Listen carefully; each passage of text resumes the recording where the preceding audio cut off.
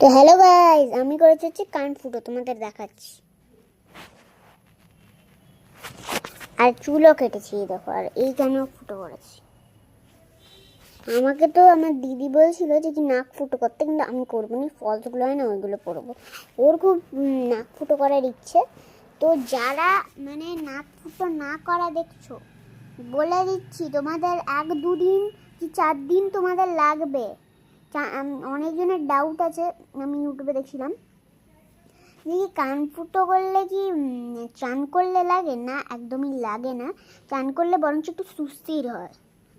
গরম জল দিয়ে চান করলে অনেক বেশি সুস্থির হয়। তো এটা 4-5 দিন তো তোমাদের থাকবে, 2-4-5 দিন। তো কিছুদিন এটা থাকবে। তো আজকের জন্য এতটাই। Tata, bye bye, good bye. এটা আমি তোমাদের ইনফরমেশন দিলাম, অনেকজন না না করাও তো দেখছো না। তো তাই এটা তোমাদের জন্য ইনফরমেশন।